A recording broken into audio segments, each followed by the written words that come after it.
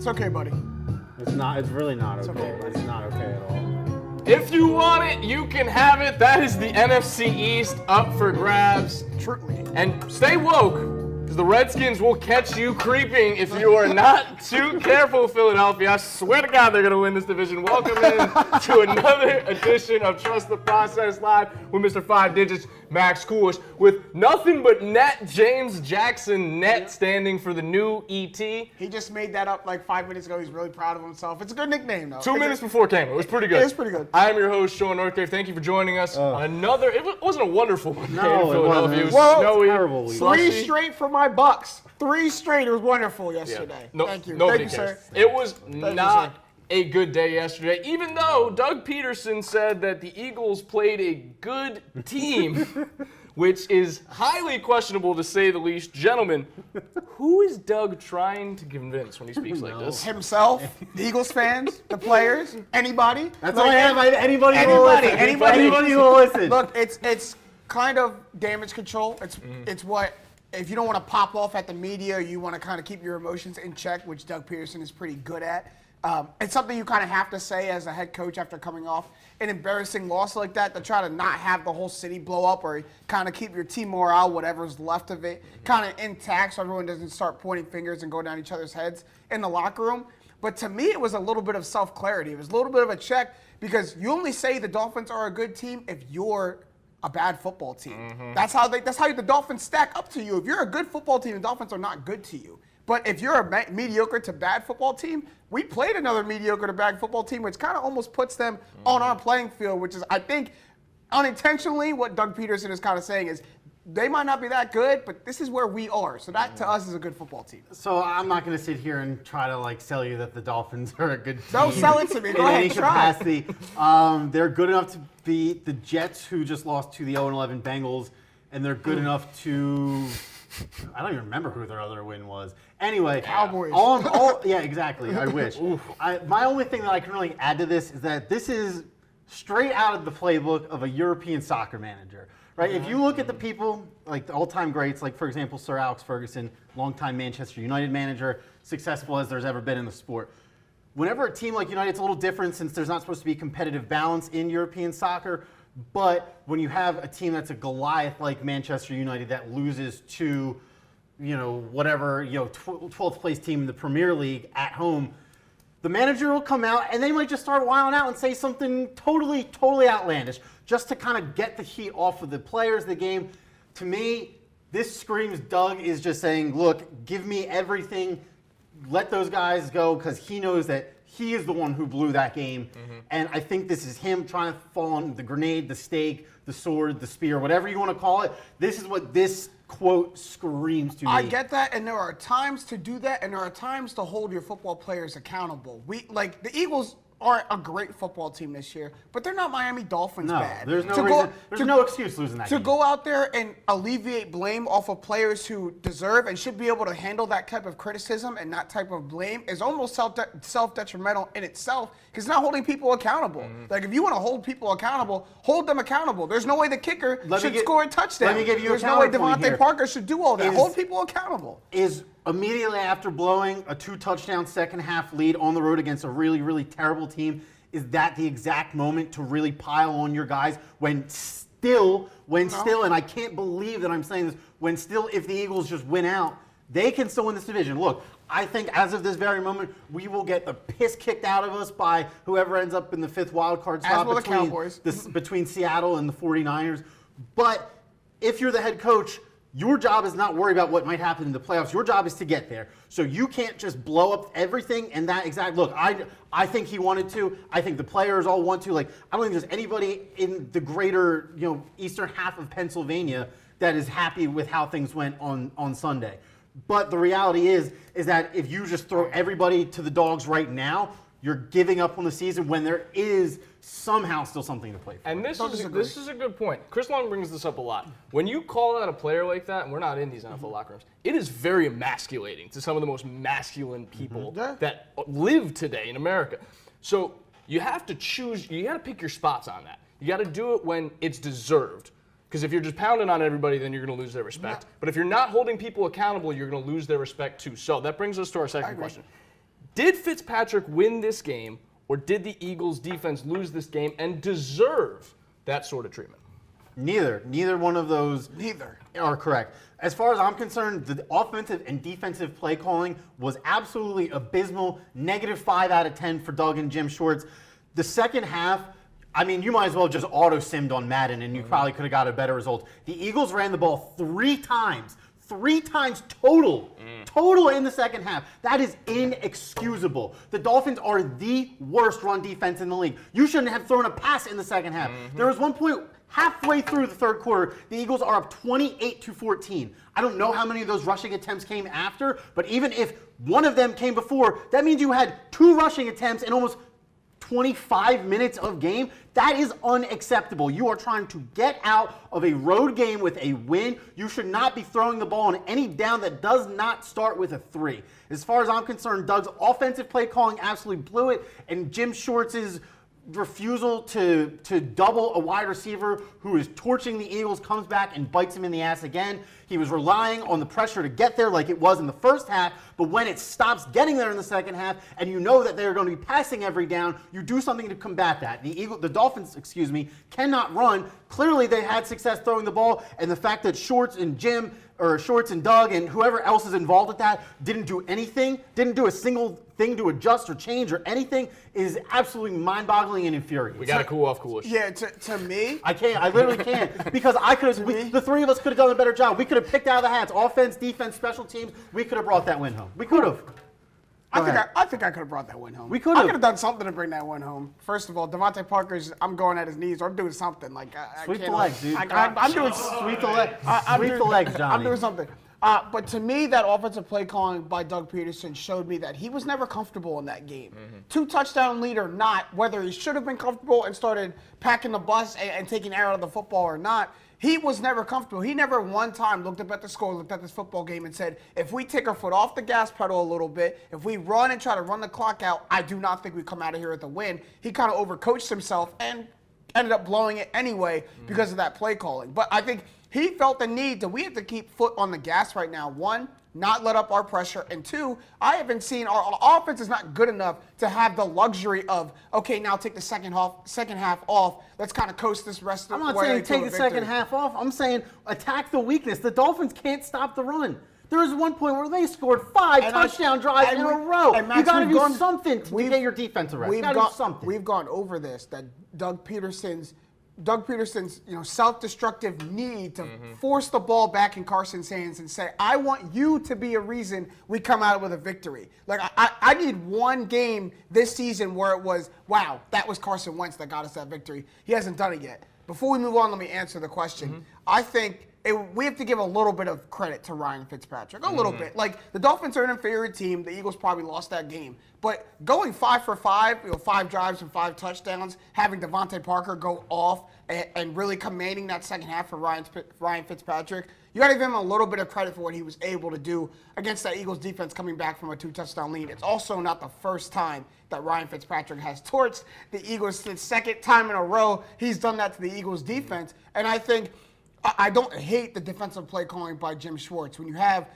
a second, for all intents and purposes, a second-string quarterback and an inferior wide receiving core, you're kind of comfortable letting your defensive backs go one-on-one, and we just got to get the ball out of his hands quick, not let him make these long passes down the field, which is what we know Ryan Fitzpatrick is good at. Force him to get the ball out quickly by getting some pressure on him. And it sounds like neither of you guys are willing to put the blame on the roster, even though we've had some talks in the past couple weeks that some of the players might be the issue. So I want to extend this next question a little bit further. Is anyone safe on this roster? And that includes the coaching staff. We're going to save Doug EP for a second, but the coaching staff, is anyone safe? I don't think Jim Schwartz is safe. I think Jim Schwartz is. They're going to run. If the coaching staff doesn't, Philadelphia might run Jim Schwartz out of town after the showing in the past couple of weeks, even after the great games against Seattle and New England. I think really the only people 100% safe are probably Carson Wentz, Brandon Brooks, Lane Johnson, and Fletcher Cox and Malcolm Jenkins. But past those 5, I wouldn't be surprised to see anybody else really on this roster move. Like, do I expect other people to move? No. But if I saw their name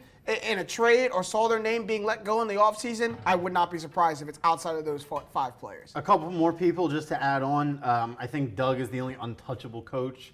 and maybe Deuce. In the league? No. Oh, okay. I was going to say, on the okay. staff. Of course. Whew. No, if we're talking about untouchable coaches in the league. He's like, I hope my coaches are not touchable. Yeah, no. And I think Deuce is probably a lock to not go anywhere, considering running back's been like kind of a bright spot offensively this year. And we haven't used them enough to see if Deuce has done a good job or Exactly. not. Yeah. So my list of 10 players that I have, I know that will 100% be on the Eagles roster next year. Wentz, Miles Sanders, Brandon Brooks, Lane Johnson, Andre Dillard, Jason Kelsey, Malcolm Jenkins, Derek Barnett, Fletcher Cox, Jake Elliott, Cam Johnson. Cam Johnson surprised me. Punter, he's one of the best punters in the league. You don't just give that up, honestly. You always forget about the punter. So we know Max is answering this next one, but we still need to go through it. Will there be 4 new coaches in the NFC East next year? You obviously think Doug I Six. think you're jumping the gun. You're putting words in my mouth. I think there will be 4 new coaches in the you NFC next year. just said Doug is the only untouchable coach in the Eagles staff. But this doesn't say head coaches. I think we get 3 new head coaches, and we get Mike Groh out of town. Get him out of here. Sneaky move. 3 head coaches, one offensive coordinator, probably a new defensive coordinator. But yeah, no, it's hilarious to think that how bad the other head coaches in the division are. It really is. Terrible. No, terrible. They're terrible. They are awful. Doug Peterson is probably the best coach in the NFC East right now, and that's that's saying a lot. I don't see the Redskins or the Giants holding on to either of their head coaches. And I hope Pat Shurmur stays. He is so brain bad. Dead. He's so brain dead. He was a great OC. Yeah, for like the 2005 Chargers. Right. And look, Dan Snyder's such a bad owner that he might just keep things how they are in Washington and say, hey, might as well try it. Let's see. We weren't, absolutely abysmal. We this won year, 2 games once this guy took over. Yeah, That's improvement. let's do something. And short of the Dallas Cowboys winning, literally going to the Super Bowl or winning it, I don't see Jason Garrett surviving this. I mean, Jerry Jones. Not even if they get a home playoff win over Seattle. Right. I love that if that means Jason Garrett stays if again. they get a home, right? Because then we just see this next year. Then I get to be 5-7 through 12 games and still have a chance. And have a chance. 4 coaches. How many of them are heading out? 4 head coaches, max. 3 head coaches are heading out. Dougie P's going to stay? Doug P stays. Fire Mike Groh. So I think that there are going to be 2 new head coaches next year. I think the Cowboys are going to have a new head coach, and I think the Redskins are going to have a new head coach. But in the parameters of this question, loopholing just like my good friend Max Coolish, we're talking about new to the NFC East, and Jason Garrett moving from Dallas to New York is not technically new in the NFC East to me. So that's 2 new head coaches. First of all, you guys both had different plans for this question. I'm taking it straight up. Think outside the box, man. You guys are both taking it crazy. That's a take right there, but I mean, why not? That's kind of what Jason Garrett did. He kind of took them from this was 10 years ago at this point, but they were kind of like a young and inexperienced team at the time, and he did whatever he does. Either way, there are going to be many new teams trying to check some boxes low and high next year. And as we move into halftime, I'd love to tell you about Hit 'em High, our wonderful noon program taking place every Monday with Seth Joyner, Scott Seidenberg, and Everett Terry. It's always a good time. It is the most in-depth. I absorb a lot of sports media content. I learn something new from listening to Seth every time I tune in. So if you want to be a better fan, if you want to have a little bit more insight on what's going on in the game, check out Hit 'em High with Seth Joyner, Mondays at noon, only on MyNEWPhilly. And guys, we're going to move into the second half of the show now with a little truth or no. So, this first question, the main event was tough for you, Coolish. But this first question should get you off your horse a little bit. I'm over the Eagles game with this question. You're right. Are the Flyers the most exciting team in the city? Truth or no? Absolutely. Try to tell me that the Flyers. What is more exciting than watching a good team with no expectations? What is more exciting than that? It doesn't matter. If you're playing with house money year round. The Flyers still in a good playoff spot, still playing well, still beating good teams at home and on the road. At this point, they could lose every game the rest of the year, and I'll still have a blast watching them because I had 0 expectations coming into this year. At this point, we are 3 weeks from Christmas. If you are in the playoffs or contending, that's almost halfway through the regular season, right? That's when you start to look at people more seriously in the NBA and the NHL. What are you doing at Christmas, New Year's time? Are you fading? Are you picking up steam? Where are you, right? If the Flyers can hold true for a couple more weeks, what's wrong with thinking that this team that was supposed to be bottom 5 in the league might push for a top 5 playoff position? And as far as I'm concerned, it kind of reminds me of watching the process Sixers. Even though the results weren't there for the Sixers, they're actually here for the Flyers, and that's way better. Nothing's better than just being able to watch your team carefree and not worry about it. Like this Eagles game, I wish the Eagles were out of the playoffs 5 weeks ago so I could just watch and laugh with everybody else. But no, instead the Eagles want to wring my heart out like a dirty dish rag after they blow a 2-touchdown Eagles lead. are not the ones keeping any kind of playoff hopes alive. We know this. They are absolutely. If they are so alive, the roller coaster no, that just you're because your on is team's the about to Dallas get eliminated Cowboys. tonight doesn't mean I have to think that Made it mine already personal. is. He made it All we personal need to for do, a all we reason. need to do is win out. My team all we has need the to do is same win record out. as your team, and Wait, hold on. Let me ask you. If your team wins the rest of their games, what happens? We're talking about the Flyers. It's your favorite topic. He did this. You He guys did are this. like kissing on the split screen. You just know that you did this. Look, as my far team as- wins out, nothing I am happens. excited Answer to your watch question. games where I don't need to worry about my mentality being broken and destroyed after, and I like that. So yes, But you just said you're in a playoff spot, so if they continue but this they're and playing get with the house buzz- money. The Flyers had no Anyway. expectations this Anyway. year. Truth. My answer is no. You could sit here and try to yell to whoever that the Flyers are the most exciting team in the league, right? But it's just, I think in your heart of hearts, you know it's not true because the Sixers can do one thing and make headlines for a week, a la a Ben Simmons three-point jump shot. That made headlines for a week, not only in Philly news, Whoa, wait, what's your paper say? national media news. Okay, it doesn't say who would create the best headline for the week. I'm just making sure. Is making excitement sure. not creating a headline? Excitement doesn't create a headline to you. So this is Just 'cause the this is headline my stays for point a on week. that. Excitement- He said truth. He said no. This just in: the Phillies have non-tendered Michael Franco and Cesar Hernandez. Yay! Not returning. Not returned. Not Yeah, not returning. Non-tendered, baby. Getting back to the Flyers and the Sixers, I think that there are people in this city that are getting a little bit maybe bored by the 76ers, by the Joel Embiid pump fakes, by the Ben shooting not outside of 5 feet, by everything else. I agree with Max. I think this is a truth because I think the youth and the excitement is always going to be the best show in town. If for nothing else, then you have the most fun watching it, which to me is the most exciting. But we have to move on to the 76ers, full stop now. Tobias Harris. Oh yeah. He's had a little bit. He's had a little bit. An exciting season, you could say. Apparently exciting means something different to Max. Well, So I don't know. he's been making headlines and he's been volatile on the court, so both of those things equal exciting. But he's been better of late. So truth or no, the apology has not been as loud as the disrespect for Tobias Harris. So for the people at home, truth on this one, is he still being disrespected? No, is he now being properly rated? Truth. The apology has not been as loud as the disrespect was, but I will say for a good reason. I think people want to give Tobias Harris praise. They want to see Tobias Harris be one of the reasons that the Sixers team takes the next step and move forward. But after you have an abysmal first 10, 11, 12 games to the season, when you have a good 5 or 6 stretch, I don't think everyone is just going to throw out what you did in the first 10, 11 games and forget it and now say, yes, Tobias Harris. This is the Tobias Harris we want. This is Tobias Harris that we're always going to remember. I think it's a little bit of cool. I'm glad you're doing better. I need to see this sustained for more than 5, 6, 7, 8, 9 games. This needs to be sustained over a season. Good point, truth. I mean, it has to be a truth because the apology hasn't come. No one has started defending Tobias Harris. All I'm going to say is that if you want to look at it from a pure statistical, take out efficiency and all that, if you look at pure, strict, hard numbers compared to the rest of his career, he's actually having a good year statistically. With that being said, he probably has more usage than he's had in the past. So those raw numbers are probably a little bit misleading. I'm not going to sit here and say he's been the guy who's worth the contract that he's gotten, but I think people are expecting him to, just because he got this contract, to all of a sudden just instantly become like a Kevin Durant or Kawhi or LeBron tier. Not Kevin Durant. Kawhi That's or what I'm Durant, saying. People are expecting that of him, and But you pay $150 million for something. You So- crazy for something sometimes, big. Philly. For Let me something, tell you. For something bigger. Do you not? Do Hey, I look, pay you big I just money said for that he something? has not lived up to his contract when he making got sure. at this point.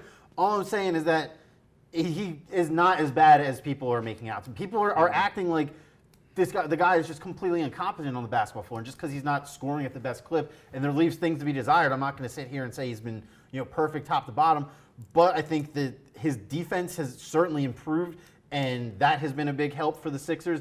And he is starting to kind of get comfortable in the offense. It feels like after watching these last handful of games that he is starting to just realize, like, hey, I need the ball and I need to just be aggressive with it. Like, that's my job, and I think he's starting to pick up on that. I'll agree with you that sometimes Sixers fans have unrealistic expectations of players. As a city, we do. As a city, we do. Tobias Harris is for every sport. This is not a Sixers or Tobias Harris specific thing. This is Bryce Harper signs. We should be winning 105 games and going to the World Series instantly. Mm-hmm. Yeah. So whether Tobias Harris is playing well or not, if you want that apology, keep playing better is my best advice. Whether he's playing well or not, the Sixers are still the only undefeated team at home this year. So I got a question for you guys. Truth or no, do the Sixers have the best home court advantage in all of the National I wonder what the Basketball Sixers Association? fan across the table is going to say. I'm going to provide you with hard evidence. What is a better source than one of the All-Stars on the team? You know what Ben Simmons said after... Said this off camera. He's Ben afraid Simmons to was lose getting in front of y'all. interviewed by Serena Winters after they beat the Pacers. My man looked dead in that camera and he said, we don't want to lose at home. We are scared of the fans. If you start showing me any other team in the NBA or hell, any other sport, I'll go as far as say this. Consistently, for any city that has 4 major sports in it, you will not find a city that is more supportive of all 4 of those teams than Philadelphia, and it's not particularly close. It's really not. Hold on, James, before you answer that. Get 'em. Do you describe that as best? Get 'em. Do you think the players who Absolutely. are afraid of their fan Absolutely. base is a good thing? Results are results. You said it yourself. Only undefeated team at home still left this season. All right, Daenerys. Daenerys, I did the Kyrie thing. Damn it, James. What do you think? So that's an interesting point you make. It's something that I thought about too, and I was saying truth that the Sixers do have the best home court because of that. Then I started thinking about it and backing off a little bit, and they're not motivated because they want to play well in front of That's y'all. what I'm saying. They're motivated because they're scared. Literally feared that they're not going to be accepted anymore if they have a couple bad Guess games. what? Guess what? A little bit of fear is good. That's what sharpens the edges. That's what gets you detail oriented. What gets the job done, I guess. What gets the job done. Look, Oh my y'all, it's God. the same fan base that decked Mike Scott in the parking lot of an Eagles game.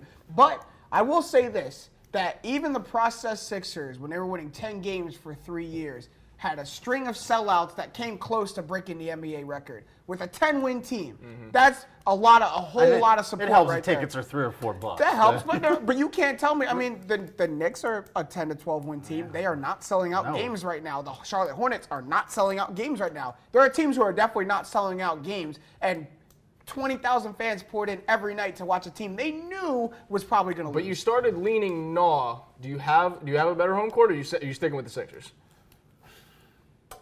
I would probably stick. I would stick with the Sixers. The only thing I'd go outside of it was in that 5-year run, the Golden State Warriors probably had the best home court in the league. If they were still at Oracle. They were still at Oracle. It's not I at would Oracle agree. anymore. And I think there's a fine line between best home court and best fan base. There's a little bit agree with there's a you. little bit of a Absolutely fine agree line. with you. The Sixers may have the most supportive fan base, but I think the Warriors had the best home court. It was the hardest place to win in Oracle when the Warriors I were agree. doing As their thing. much as you can never, once the team hits that certain level of success, you stop cheering for them. But I gotta say, every playoff round, Warriors. That's probably the best. That's like the only real NBA specific chant. And I hated the Warriors, but every time Steph Curry hit a big 3 and that stadium would go rocking, I would hate it, but I appreciate it because I'd be like, that's probably awesome to hear if you're a fan of the Warriors. Yeah, very cool. So we have to move into the end of our show now, guys. It's time for tap outs. Who wants to go first? You want me to go I first? got something Go this ahead. week. Yeah, go So, ahead. so this past weekend over Thanksgiving, I went down to meet my girlfriend's parents for the first time. That's right. Yeah, we've been dating for a year, and I just met her parents. They live out of state, if you didn't already put 2 and 2 together. So all I'm going to say is this. This is my first time ever going through some kind of ordeal like this. I think I did pretty well. All reports came back positive, 2 thumbs up, all that good stuff. Thank you. Please. A gentleman. All I had to do was just be a normal person and offer to pay for a That's couple hard things. for some people. Yeah, it really is. It really is. Especially the offering to pay. Not every people go offer to pay. So I'll say this. I'm sure there's someone out there that's going to have to meet somebody special to them's mom, dad, aunt, uncle, someone important, childhood best friend, somebody. And look, I am not someone who gets anxious. I come up here and make a total fool of myself in front of everybody who watches every week.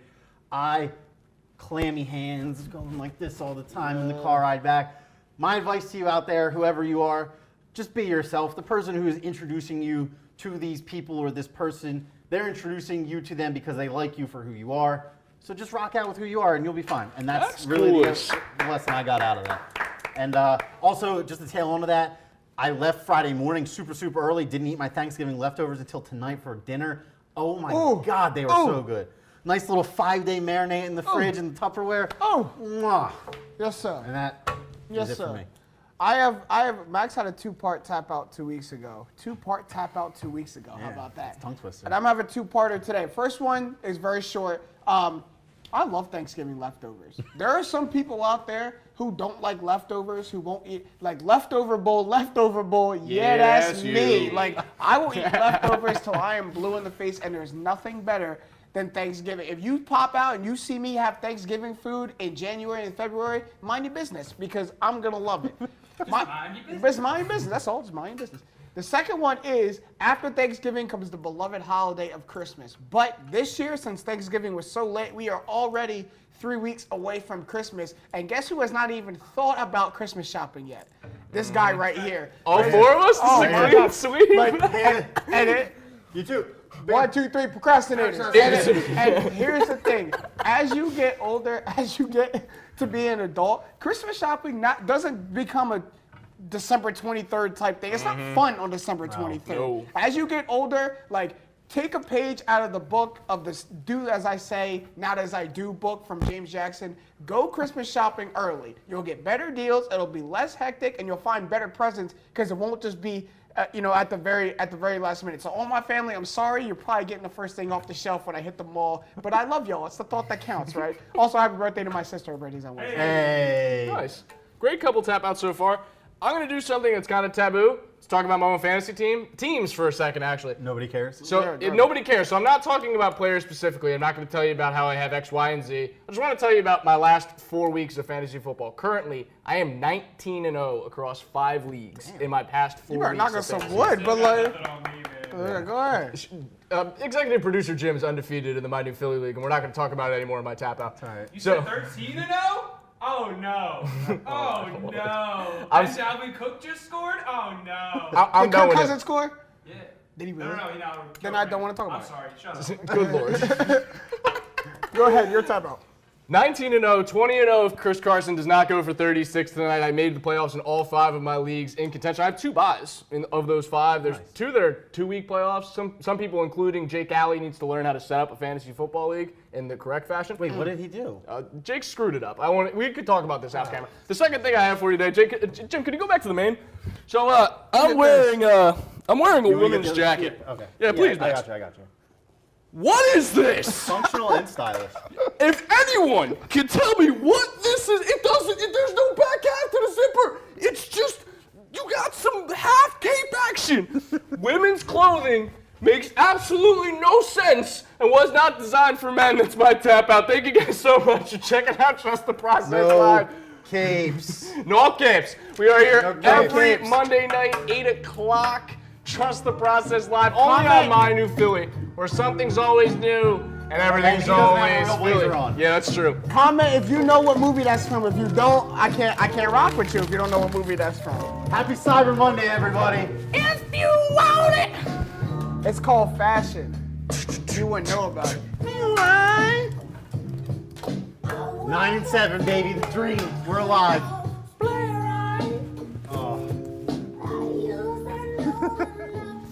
We out?